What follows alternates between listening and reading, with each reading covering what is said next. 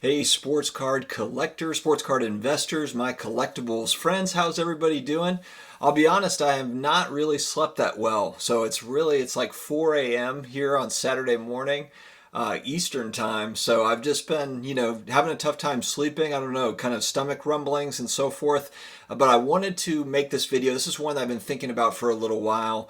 And I wanted to make it, and it's basically talking about the potential of market manipulation within the sports card industry and ways we can protect ourselves.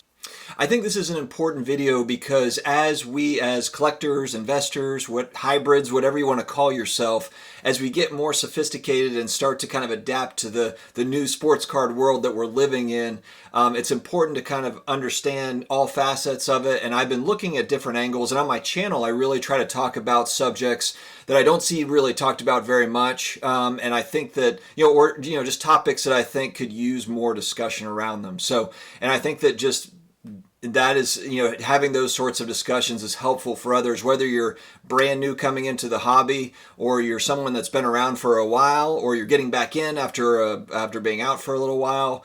The hobby is fantastic, but let's face it, it's evolving. It's changed a lot in 12 months, and it continues to evolve and change. And so it's all about, for me and for my audience, trying to stay up on what's coming and the things that are happening to us, and happening in the market, and just trying to best navigate those things. So I'm going to go ahead and jump right into it. The video is market manipulation in sports cards and ways how we can try to protect ourselves from these sorts of things. And I think the number one way that I try to protect myself going into buying a card, whether it's a buy it now or if it's an auction, is having a valuation on that card ready to go. Meaning, I've already looked into this card for a while. It's not something that, I just today woke up and was like, ooh, I'm going to go and buy this card, whichever card that is. It's something where I think that it's very good to be patient, hesitate, and pause. We're in kind of a world now where it's immediate gratification. It's, especially with the new platforms that give the ability, like the Star Stocks, the ComCs, to be able to kind of quickly trade cards, which is advantageous, certainly, if you can take advantage of those sorts of things. And I think that there's certainly a place for those platforms. They're great. But I think there's also an element of patience, especially if you're going in on a larger, kind of a more high-end card. And a high-end card for you might be different than what it is for me. A high-end card for me, honestly, is anything that's north of $500. That's a very expensive card for me. But $100 might be kind of the threshold, or it might be $10,000 for you. Where that threshold is, where you get a little bit uncomfortable, want to make sure that you're making the right calls. And so what I typically do is, I do a lot of research going in to a card. If I'm going to make a purchase, I've already looked at comps.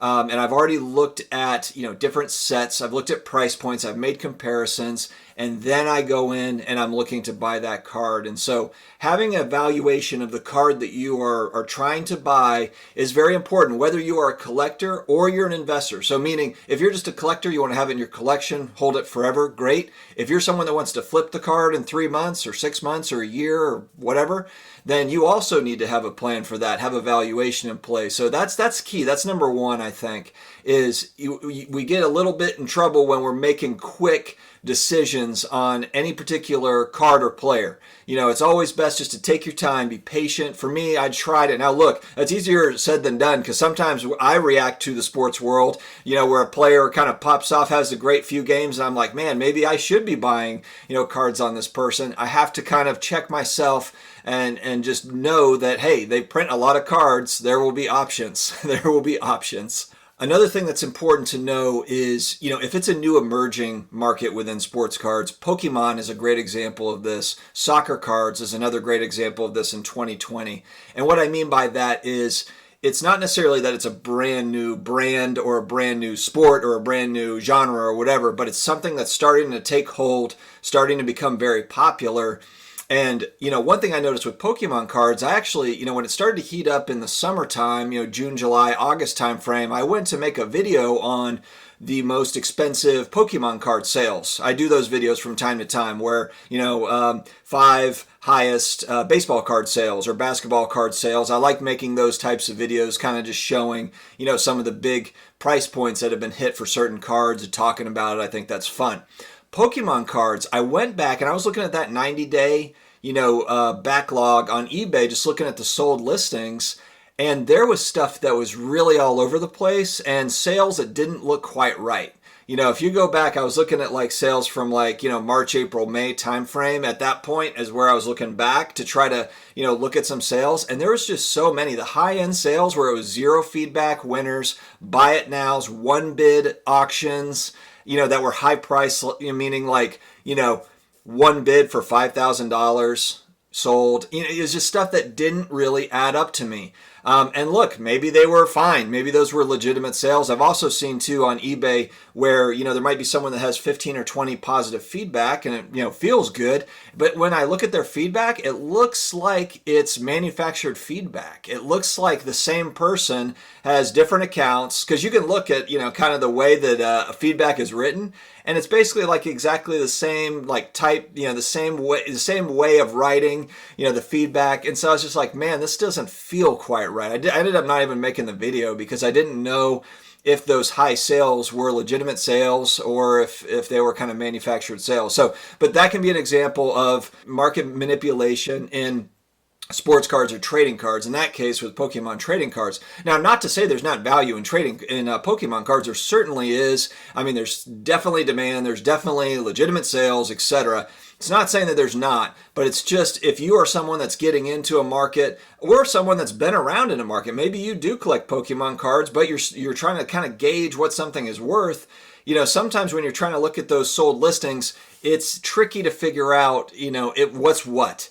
And so that's something I would just, with those emerging markets, when there's something that's on the rise, to me, what I will do, and I did buy soccer cards because I love some of the soccer cards. Some of the players I bought, that's more of kind of a collecting. It is an investment in the sense that I will look to sell at some point. I didn't go heavy into soccer cards. But I appreciate kind of those, the cards are fantastic. But it was something where the prices just went so high so quickly that, you have to just kind of check yourself and just think like, okay, there's probably going to be a cooling off period at some point. When something is rising very quickly, a lot of times it's kind of that FOMO. Everyone's trying to not miss out on it.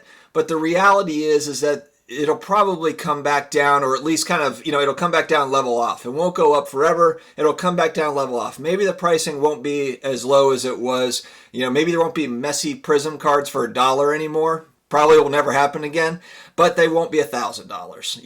You can find something in between, but I think that's also kind of a vulnerable spot when you have a rising market. You're trying to catch a hold of it, and then you get kind of sucked in, and that can be an issue. So that's also something to watch for. Whether we're talking about sports cards or just collectibles in general, when we don't know the supply of something, we're in a vulnerable spot. And that's with graded cards or raw cards. And what I mean by that is, and that's why on the channel we're always talking about, and on many channels you hear a lot pop reports, print runs. The reason why people care about print runs and pop reports is because they don't want to get stuck paying exorbitant prices for something where there is a lot of supply, but they just aren't sure of it, and then the prices are going to come back down. Everyone's trying to just be careful to hedge, against there being a rising supply or being unaware of supply. Because look, that's kind of the key to a lot of this stuff. If a lot of supply hits the market, it's going to have an inverse effect on pricing. If it's more available to the consumer, to the buyer, to the collector, it's going to bring down the price of that card. And there are certain cards that kind of buck that trend. The Luka Base Prism PSA 10. There's 15,000 PSA 10s, but the demand is there. And even though they're widely available to get on eBay, whatever you want, that pricing is held steady in that $1,500 to $2,000 mark, over the last 6 months or so. Will it remain that way? We don't know, obviously. But the point is there can be demand. There can be a lot of something. What seems like a lot, it's very relative. Supply demand is relative. $15,000 is a lot in comparison to the majority of other sports cards, but Luka Doncic is arguably, he's top 3 most popular athletes right now in the NBA for prospects. He just is. I mean, he's really kind of driving, along with LeBron, along with, some of these other guys. He is kind of one of the faces. He is. So, he's driving that. And so that's where the demand is there right now for that card. It's just that there's vulnerability when you have a high population of something or a high supply of something. And that's the other thing. If you don't know the supply, so for a certain set, if you don't know kind of how many, it's like what we talk about with there's 1 million cards sitting at PSA right now with the backlog. How many of these, how's that going to filter down into the pop reports? Who's that going to affect the most? And how is that going to affect pricing when those cards hit the open market? So that's something that we talk about with the population report. So even though we have an idea of the supply, those population reports are changing. They're rising. So it's just it's something to really kind of keep an eye on, while as you're collecting or investing. And like I said, it doesn't matter if you're a collector or an investor. It matters to you because it affects price point. Bottom line is it's okay to overpay a little bit for a card. It's not as if, you have to get it at market or under to feel like you got a good deal, and again, it depends on if you're collecting it or you're flipping it, investing it. You might have a different outlook, a different strategy, but the way that you can kind of protect yourself is to really take your time and look at comps over a wide period. Talk to friends, other hobbyists. Hey, I'm interested in this card. Here's some pricing I'm seeing. What are your thoughts? Have you seen it priced in other places? So a lot of it's just communication. The tricky part is a lot of the rare stuff, it might get sold once or twice a year. And so that's more of just look, I mean, if the market wants a card, if the demand is there and it's a scarce card, that price is going to rise. The thing that we're trying to watch out for is just the bogus stuff. It's the bogus, auctions or the bogus buy it nows, which ends up kind of pushing up other prices, or people, it has legitimate collectors saying, oh, wait, no, that's, going for this, I should go, I should sell for that. So we always have to be cognizant, of those types of sales. There's always going to be kind of flaws, in the data. There's going to be outliers, so we have to pay attention to those outliers and just follow them. So I think the main thing is be patient. For me, I am just patient. If there's a card, especially an expensive card, I'm going to wait it out. I'm going to take my sweet time, buying into that card, because look, for most cards, unless you're buying, Honus Wagner's or Michael Jordan PSA 10 rookie cards, they're fairly available. They're fairly available enough to where you can kind of gear up, get a sense of what you're buying and what you need to do. Guys, thank you very much for joining me today. I know this video is supposed to be helpful for, beginners coming in, but also, people that might have been in for a little bit. Because the thing, the market is changing, it's evolving all the time. There's things that we have to pay attention to, whether you're a collector, investor, flipper, or if you consider yourself all of those things, which I think that most of us are, if we're honest with ourselves. So I thought it would be an important video to make. I appreciate you tuning in, and we will be back again soon with another video. If you have not subscribed, please subscribe, hit the notification bell, all of those things so that you can be notified when I come out with videos every single day. Thanks, guys. Have an awesome day, and we will talk to you again soon.